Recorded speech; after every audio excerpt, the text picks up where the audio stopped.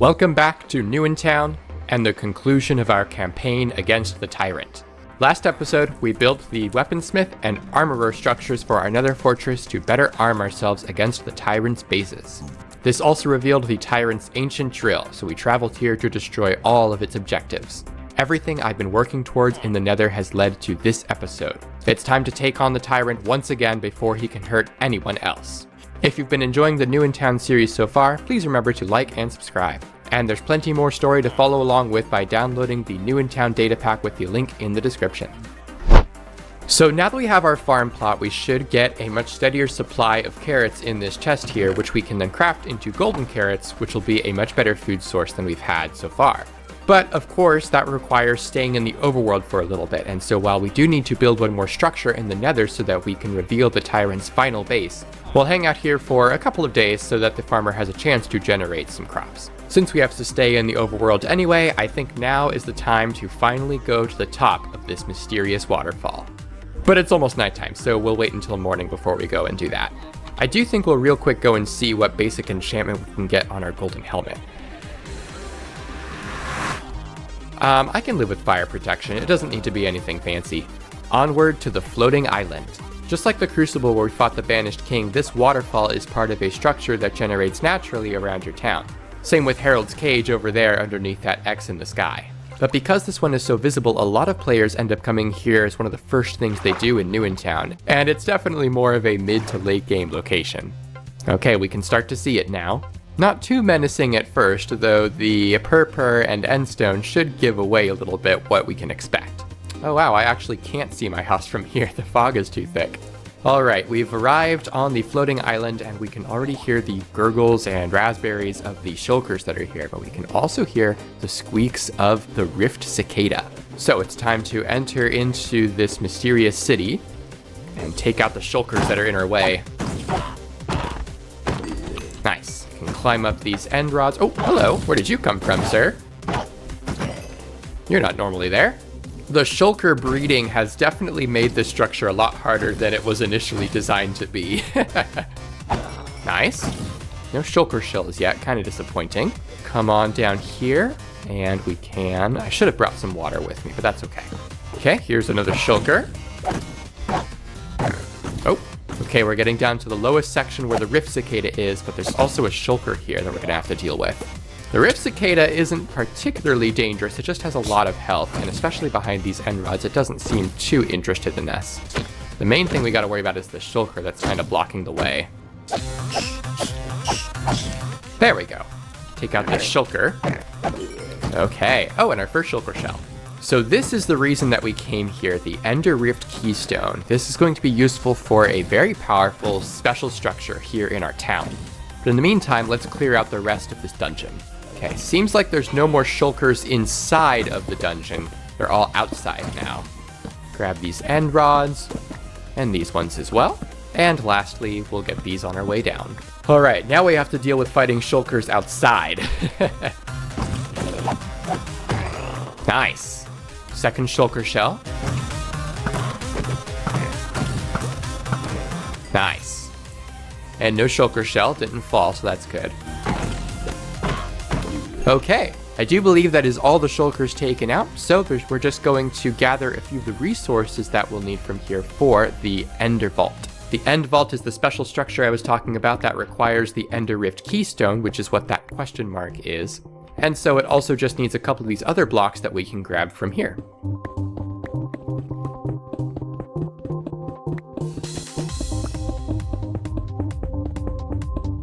Grab some water just in case we need it on the way down, but now we can head home. Whee!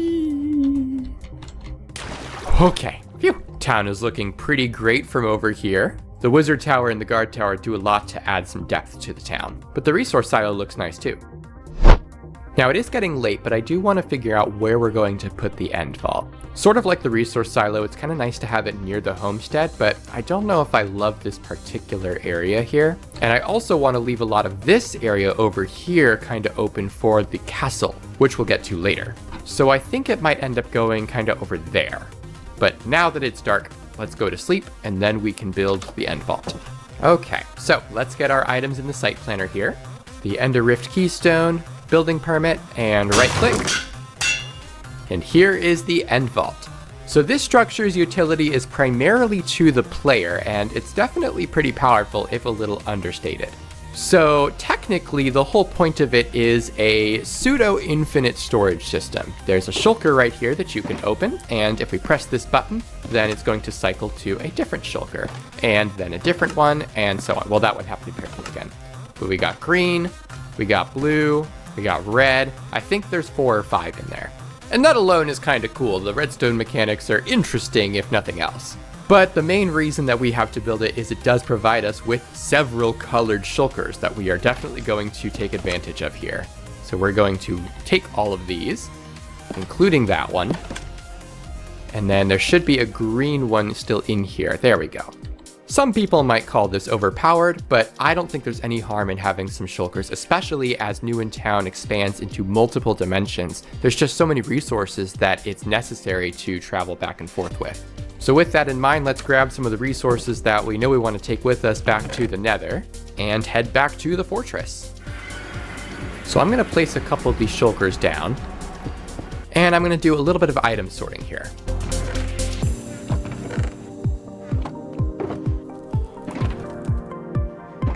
So what I've got is some of my most important resources spread between these 3 shulkers and my ender chest. This purple shulker has end-related blocks and items.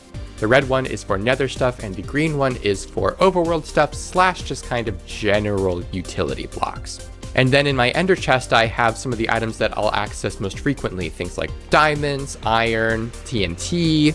Now at some point we'll need a silk touch pickaxe so that we can really make use of this ender chest. But at least for now, being able to put all of these into my ender chest and access them in multiple locations is very useful. So I think it's time to start working on the next structure here for our fortress. I'm going to be crafting the Doom Pump. This is a very cool structure that provides some daily resources based on the biome that it is placed in. It's not a terribly complicated recipe, but you'll notice that it calls for red nether bricks, which is another big reason that we made the nether wart farm a while ago. So let's see how many nether wart we have. 57 is probably enough, actually. Check on our brick supply here. Should be able to craft these up into the red nether bricks we need. Great. Now, crying obsidian is one of the blocks that I put in my ender chest, so pretty sure it's in here. Ooh, and we only have 5. So we'll probably need to barter with some piglins to get the rest. We also need some chains, and we need 12 gold for the recipe, but we also need a bunch to trade with piglins. So we'll grab that, and let's see if we can hunt some down. Pretty sure I saw some over here a little while ago. Ooh, there's a ghast. Oh, different one sees me. Okay. Where is he at? Oh, hello. Oh, nice. What a good hit. Take care of this one too. Okay, but piglins. Lots of zombified piglins, but not seeing any regular piglins. Crimson forests, I think, usually have a few more. Here, piggy, piggy, piggy. Literally, where are the piglins? Oh, I hear one. Ah, there you are. Hello. Do you want to help me take out this hoglin that's going to chase me? Nope. Okay. Well, let's get you some gold. Hello, sir. And we'll just throw you a bunch until you give us what we want.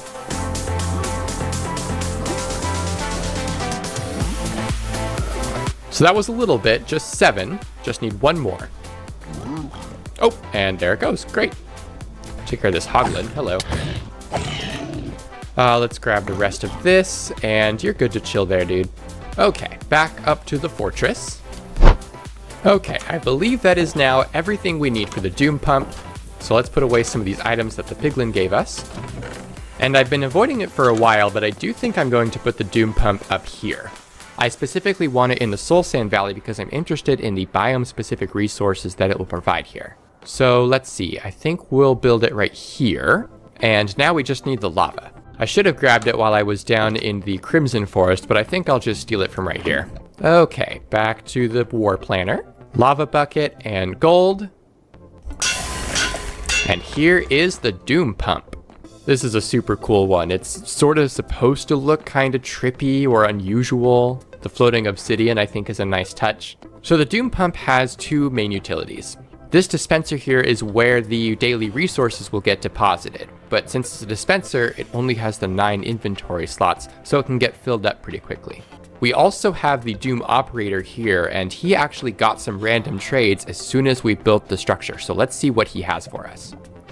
Okay, not super great. We can buy nether quartz from him, which is pretty cool.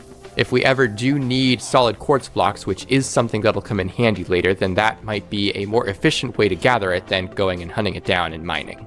But other than that, he's got 2 terrible trades for soul soil and a, I guess, not awful trade for magma blocks, though most of the time we shouldn't need it. So could have been better, but still building it in a soul sand valley does mean it will provide some of the biome specific resources we want every day. So the hope is not lost.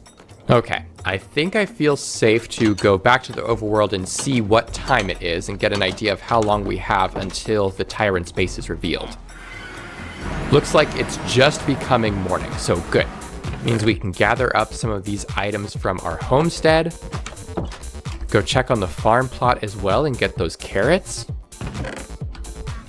And we should have plenty of time to prepare back in the nether. So we're gonna wanna get some food smelted up. We can also use our gold to make the golden carrots and some more golden apples.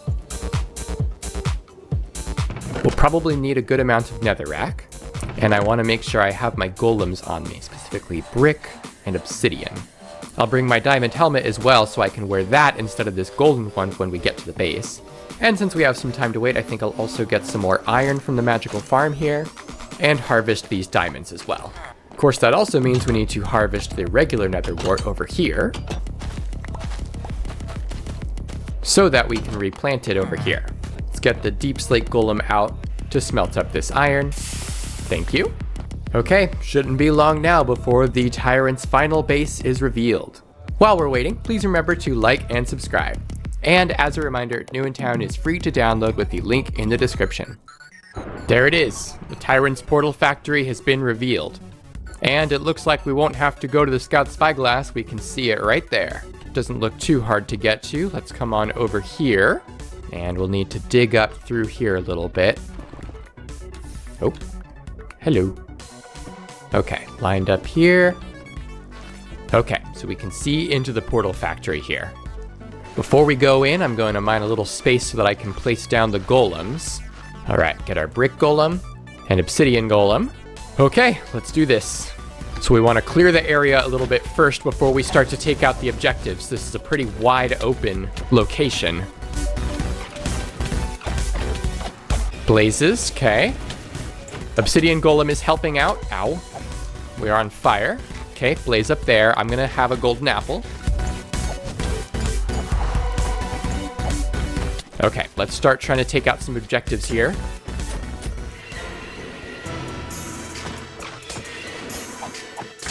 Okay, portal down. Let's get the next one. Not doing too bad on reinforcements so far. Okay, second portal down. Third portal, reinforcements.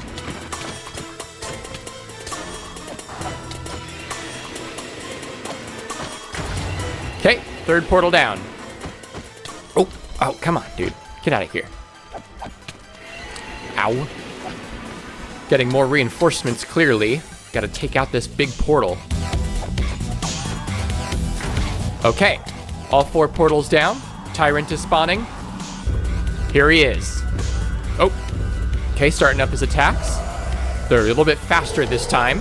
Oh, faster and stronger. We still have our smite sword, which is good. Ooh, almost dodged that. Okay, get off the ground. Good. Get out of here, dude. Oh, all right. Come on. Oh, did not make that. Okay. Golems, get out of the way. Oh, he's laid some traps. Getting healed a little. Good. Ow. Ooh, landed in a trap. Oh, ow. Carrot time. Get in here.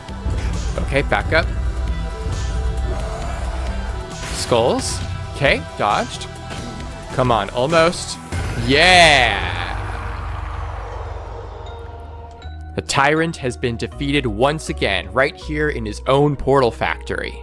We can pick up our golems here, and let's grab the loot from these barrels.